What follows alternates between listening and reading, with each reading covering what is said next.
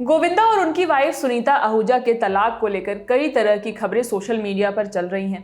कहा जा रहा है कि शादी के 37 साल बाद सुनीता और गोविंदा अलग होने जा रहे हैं, मगर इन खबरों पर गोविंदा के वकील की तरफ से बयान आया है। उन्होंने बताया है कि 6 महीने पहले गोविंदा और सुनीता ने डिवोर्स फाइल तो किया था, मगर अब उन दोनों के बीच सब कुछ ठीक है।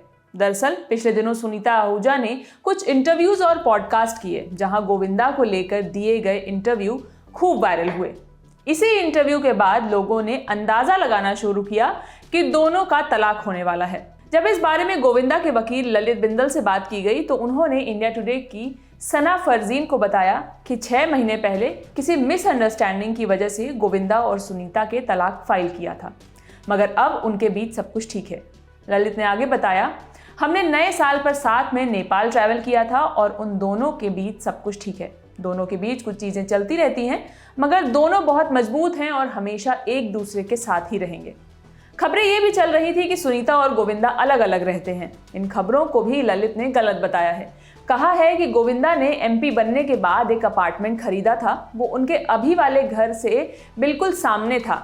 इस नए अपार्टमेंट को उन्होंने ऑफिशियल कामों की वजह से खरीदा था। उन्होंने बताया कि गोविंदा कभी कभी वहां मीटिंग्स अटेंड करते हैं, कभी कभी वहां सो भी जाते हैं, मगर सुनीता और गोविंदा एक साथ ही रहते हैं, अलग अलग नहीं। आपको बता दें, हाल ही में हिंदी रश को दिए इंटरव्यू में सुनीता आहूजा ने कहा था, मैंने उनसे कहा है कि अगले जन्म में आप मेरे पति मत होना।